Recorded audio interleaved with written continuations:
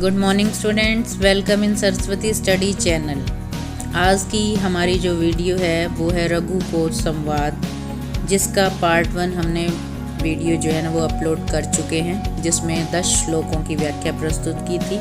अब अगले 10 श्लोक जो हैं वो हम इस वीडियो के अंदर प्रस्तुत करने जा रहे हैं। तो प्रस्तुत है 11वां श्लोक। तथो यथावद वित्त धवराय तस्मै सम्यावेश विवर्जिताय वर्णाश्रमाणां गुरुवे सवर्णी विचक्षिण प्रस्तुता अचक्षे। इस श्लोक के अंदर जो है रघु और कोच का संवाद जो है चल रहा है। तो इस श्लोक के अंदर जो कोच है उन्होंने राजा रघु से अपने मन की बात कही। तो वो कहते हैं कि ततो मतलब उसके बाद, यथाविध मतलब शास्त्रों के नियम के अनुसार, विधिहत अध्वराय मतलब विश्वजीत यज्ञ करने वाले, सम्य बोलते हैं गर्व को, सम्य आवेश विवर्जिताय कि गर्व के आवेश से वर्जित, तस्मै उस राजा रघु से, वर्णाश्रमाणाम चारों वर्णों, सवर्णी तथा आश्रमों के नियामक अपने वर्तंतु से उस चतुर ब्रह्मचारी कोच ने जो है, विचक्षण मतलब चतुर ब्रह्मचारी कोच ने आचक्षे प्रस्तुत मतलब अपने मन की बात को प्रस्तुत किया, मतलब जो बात वो कहना चाहते थे वो कही उन्होंने। अगला श्लोक। समाप्त विद्येन मया महर्षि विज्ञापितो अभूत गुरु दक्षिणाय सैमे चिराया ससखलितो उपचाराम ताम भक्ति में अगणयत पुरस्तात। तो इस श्लोक के अंदर कोच ने अपने गुरु के द्वारा गुरु दक्षिणा के मांग के विषय में जो बात उन्होंने कही वो बताई है। तो कोच जो है वो बोले, समाप्त विद्येन मया मतलब मेरे द्वारा, किसके द्वारा? कोच के द्वारा, विद्या समाप्तेन मतलब पढ़ाई पूरी होने पर, जब मैंने अपने गुरु से गुरु दक्षिणा को स्वीकार करने के लिए, महर्षि विज्ञापितो अभूत गुरु दक्षिणाएं मतलब गुरु दक्षिणा को स्वीकार करने के लिए कहा, तब उन्होंने मुझे जो है चिराया, बहुत देर तक तो जो उन्होंने मना किया, लेकिन जब मैंने देर तक जो है उनसे बार बार प्रार्थना की, याचना की कि आप गुरु दक्षिणा जो है मैं आपको देना चाहता हूँ, तो उन्होंने मुझे जो है मेरी चिरकाल से की गई इस त्रुटि को अगण्यत गिन लिया। त्रुटि से रहित उस भक्ति को ही सबसे पहले गिन लिया। भक्ति मैव मतलब भक्ति को ही गिन लिया। कहने का भाव ये है कि जब विद्या समाप्त हुई, कोच ने गुरु से गुरु दक्षिणा मांगने के लिए कहा, तो उन्होंने कहा कि मैं तुम्हारी भक्ति से ही खुश हूँ, मुझे जो है और कोई गुरु दक्षिणा नहीं चाहिए। तो इसलिए उन्होंने जो है मुझे यही कहा कि मैं जो है ना आपकी भक्ति को ही मैंने अपना जो है गुरु की दक्षिणा समझ लिया है, मुझे और कुछ नहीं चाहिए। अगला।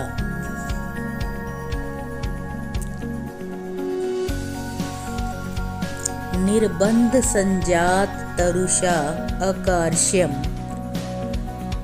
चिंतयित्वा गुरुणः मुक्त वितस्य विद्या परिसंख्या में कोटि चतस्र दश च आहर इति। इस श्लोक में ये बताया गया है कि गुरु वर्तंतु ने गुरु दक्षिणा के रूप में कोच से 14 करोड़ स्वर्ण मुद्राएं जो है वो लाने को कहा था। तो व्याख्या प्रस्तुत है। निर्बंध संजात रुषा कि बार बार, निर्बंध मतलब बार बार, संजात रुषा प्रार्थना किए जाने से नाराज हुए गुरु जी ने। अर्थ कार्श्यम, अर्थ मतलब धन की, कार्श्यम मतलब पीड़ित, धन से पीड़ितता को भी देखते हुए, अचिंतित्व मतलब उसकी भी परवाह नहीं की, अहम मुझे उपतय कहा, विद्या परिसंख्या कि मेरी विद्या की गणना के अनुसार, वित्तस्य धन की, धन कितना, चतस्त्र 10 यानी कि 10 14 चतस्त्र, कोटि करोड़ कि 14 करोड़ जो है मुझे स्वर्ण मुद्राएं आहर ला कर दो, इति इस प्रकार उन्होंने कहा। क्योंकि मैंने उन्हें बार बार जो है प्रार्थना की तो वो मेरी उस बार बार प्रार्थना से रुष्ट हो गए। तब उन्होंने मेरी दरिद्रता की भी परवाह किए बिना ही मेरी विद्या की संख्या को देखते हुए, क्योंकि मैंने उनसे 14 विद्याएं जो है वो ग्रहण की थी, तो उन्होंने मुझे 14 करोड़ ही स्वर्ण मुद्राएं लाने को कहा। अगला श्लोक, इत्थम द्विजेन द्विज राजकांति रावेदितो वेद विदाम वरेण एनो निवृत्त इंद्रिये वृत्तिरेन जगाद भूयो जगत एकनाथ है। तो इस श्लोक में यह बताया गया है कि कोत्स की बात को सुनकर महाराज रघु ने उनसे क्या कहा, मतलब इसका वर्णन है इस श्लोक के अंदर। इत्थम इस प्रकार जब उन्होंने कहा, वेद विदाम वरेण द्विजेन कि वेद विदाम वेदों के ज्ञाताओं में, वर मतलब होता है श्रेष्ठ, वरेण सर्वश्रेष्ठ, वेदों के ज्ञाताओं में सर्वश्रेष्ठ द्विज ब्राह्मण को बोलते हैं, ब्राह्मण कोत्स के द्वारा इत्थम इस प्रकार का आवेदित करना मतलब निवेदन कर किया गया। भूय मतलब फिर द्विज राजकांति मतलब चंद्रमा के समान सुंदर कांति से युक्त, निवृत्त इंद्रिय वृत्ति मतलब पापों से रहित इंद्रिय वृत्ति वाले, मतलब जिनकी इंद्रियां जो हैं वो पाप से मुक्त थी। जगत एकनाथ संसार के एकमात्र स्वामी महाराज रघु, एनम जगात इस प्रकार उनको कहा, किनको कहा, कोत्स को कहा। तो कहने का अभिप्राय ये है कि अपने गुरु जी को 14 करोड़ स्वर्ण मुद्राएं देने की बात जब कोत्स ने रघु से कही तो उसके उत्तर में राजा रघु ने जो कुछ भी कहा वो आगे श्लोक के अंदर है। अगला श्लोक, गुरु अर्थम अर्थी श्रुत पार दृश्वा रघु सकाश नवाप्य कामम गतो वदा अन्य अंतराम इत्यम में माम भूत परिवादन अवतार, नव अवतार। तो इस श्लोक के अंदर ये बताया है कि यदि कोत्स किसी अन्य दानी के पास गुरु दक्षिणा के लिए जाएगा तो इससे रघु की बदनामी होगी। तो इस बात का वर्णन जो है इस श्लोक के माध्यम से किया गया है। गुरु अर्थम मतलब गुरु दक्षिणा के लिए। श्रुत पारदर्शवा मतलब है कि वेद पाठी जो ब्राह्मण है, रघु के पास, सकाश मतलब पास, अनवाप्य न पाकर, कामम मतलब इच्छा, गतः चला जाए, वद अन्य अंतरम मतलब दूसरे दाता के पास, तो मैं मेरी माँ भूत मत होवे। परिवाद का मतलब होता है निंदा, और नव अवतार नया अवतरण मतलब नई बदनामी होगी। कहाँ तो उसका दानवीरों में नाम आता था, तो ये एक भी बात अगर नहीं वो पूरी करेंगे तो उनका नाम जो है वो बदनाम हो सकता है। तो शास्त्रों मार्ग वेद पाठी ब्राह्मण गुरु दक्षिणा के लिए याचना करने वाले रघु के पास से यदि गुरु दक्षिणा न प्राप्त करके इच्छा के अनुसार अन्य अनंतरम मतलब किसी अन्य दानी के पास चला जाए तो ये मेरी निंदा का नया अवतरण, नवावतार मतलब नया अवतरण होगा, ऐसा ना हो। अर्थात कि जो वेद पाठी ब्राह्मण हैं वो किसी अन्य से कुछ याचना करते हैं तो मेरी बदनामी है, इसलिए आप किसी अन्य से गुरु दक्षिणा मांगने ना जाएं, ऐसा राजा रघु ने जो है कोत्स को कहा। अगला श्लोक,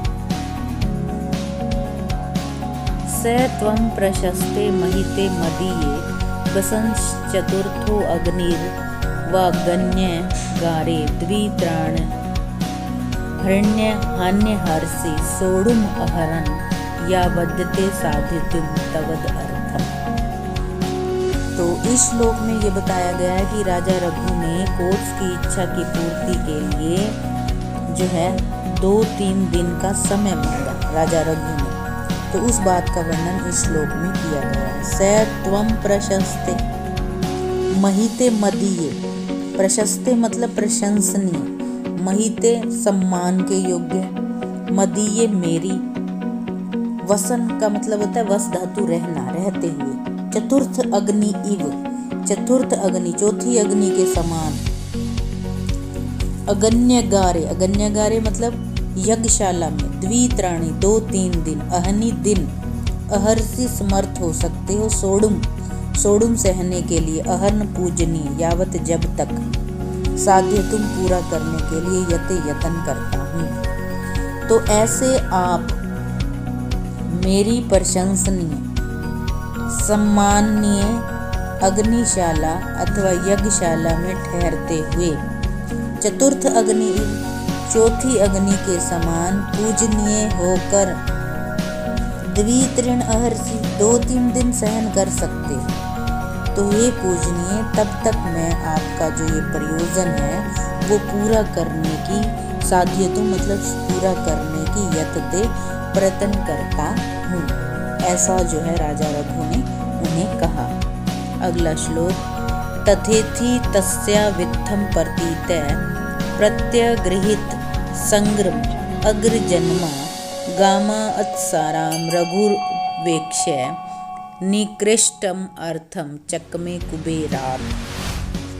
तो इस श्लोक में ये बताया गया कि राजा जो रघु थे उन्होंने कुबेर से धन प्राप्त करने की जो इच्छा की थी उसके बारे में बताया गया। तथेति ऐसा ही है, तस्य तस्य उस कौन राजा रघु, अवित्थम अवित्थम मतलब सच बात को, प्रतीत हुआ, प्रत्यगृहित मान ली, संग्रम प्रतिज्ञा को, अगर जन्मा मतलब ब्राह्मण कोत्स ने, गाम भूमि, आत्साराम जिसमें सार ना हो यानी कि धन से रहित, अवेक्ष्य देखकर, निष्कृष्टुम लेने के लिए, चकमे इच्छा की, कुबेरात कुबेर से,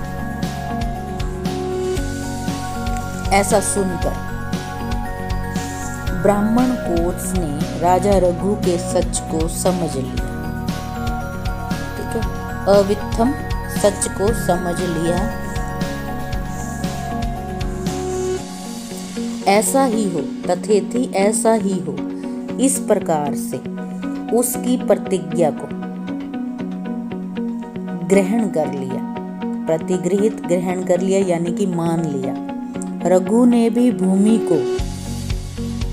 को धन रहित देखकर धन के स्वामी कुबेर से धन लेने की इच्छा की, अर्थात रघु ने यह निश्चय कर लिया कि वो कुबेर से कोत्स की गुरु दक्षिणा के लिए धन लिया जाए।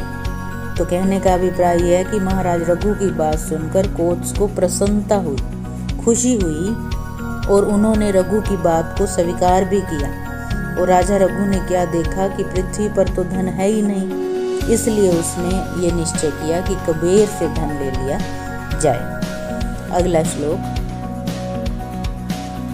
प्रातः प्रयाण अभिमुखाय तस्मै सविस्मया कोश गृहे नियुक्ता हिरण्यमयीं कोश गृहस्य मध्ये वृष्टिं शशंसु पतितां नभस्त प्रयाण अभिमुखाय, प्रयाण मतलब करना, चलने को तैयार होना। कौन? राजा रघु को। सविस्मय, हैरानी से, नियुक्ता लगे हुए, कोषगृह खजाने में, हिरण्यमयीम सोने की, वृष्टि वर्षा, संशस्तु कहा, पतिताम पड़ती हुई, नभस्त नभ आकाश की ओर से।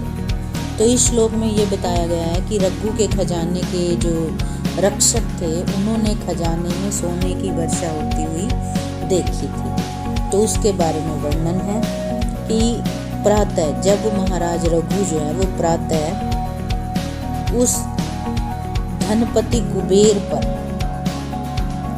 आक्रमण करने के लिए प्रस्थान करने लगे, तभी कोषगृह, कोषागार में नियुक्ता, जो नियुक्त किए गए रक्षक थे, सविस्मय, उन्होंने आश्चर्य से युक्त होकर कोषगृह से मत, कोषगृह खजाने का जो गोदाम था, घर था, उसके मध्य में आकाश से, नभस्त आकाश से वृष्टि, वृष्टि किसकी? सोने की वर्षा होती हुई देखी।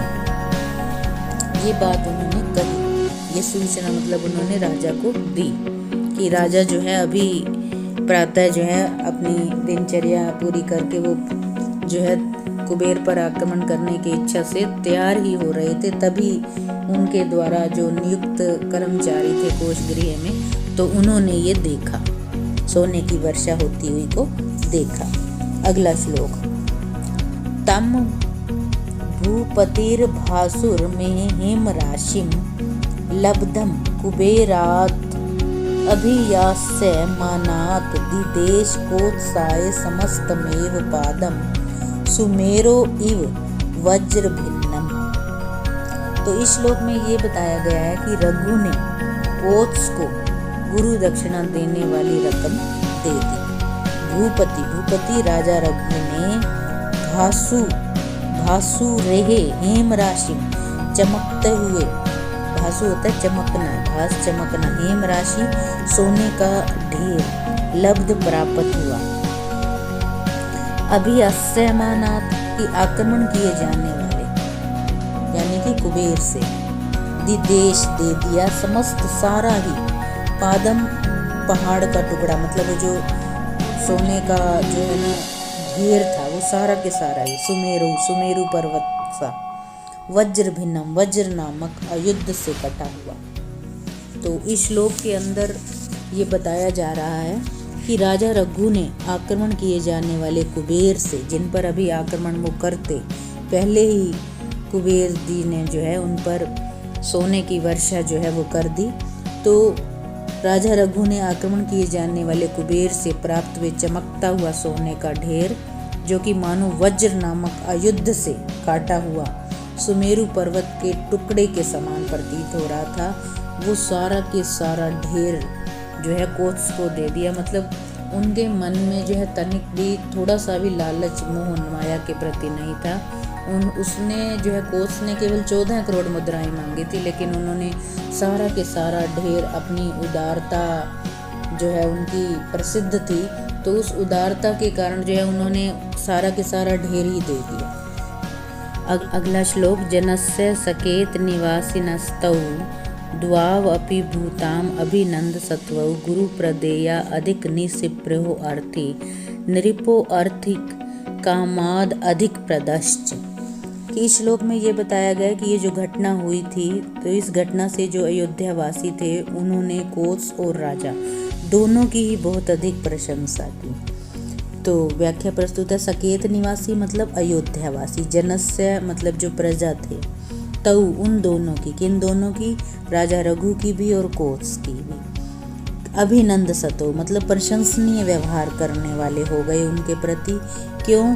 क्योंकि जो कोत्स थे वो गुरु प्रदेयम अधिक निसिप्रियो अर्थी, कि वो ऐसे याचक थे जो गुरु को जो दक्षिणा देनी थी उससे अधिक की इच्छा ना रखने वाले थे। और जो दूसरी तरफ राजा थे वो अर्थी कामाद अधिक प्रदश्च, और जो वो राजा थे वो कैसे थे? वो जो है उनका भी किसी भी तरह का कोई लालच नहीं था। वो इतने उदार थे कि जितने धन की वर्षा हुई थी कि सारा के सारा ही कोत्स को दे देना चाहते थे। तो उसकी व्याख्या है कि गुरु को देने से अधिक द्रव्य को न लेने की इच्छा वाले याचक यानी कि कोस, और निरिपो अर्थी कामाद अधिक प्रदर्श याचक को कामना से अधिक देने वाले राजा रघु, वे दोनों ही सकेत निवासीन अयोध्या में रहने वाले जनस्य लोगों के द्वारा अभिनंद सत्व प्रशंसनीय व्यवहार वाले हो गए। मतलब लोग जो है उन दोनों की ही बहुत अधिक प्रशंसा करने लगे। तो ये थी प्रस्तुत व्याख्या रघु और कोस संवाद की। आशा करते हैं आपको इसकी व्याख्या जो है ना वो समझ में आई होगी। हमारे चैनल को सब्सक्राइब अवश्य करें, वीडियो को लाइक करें।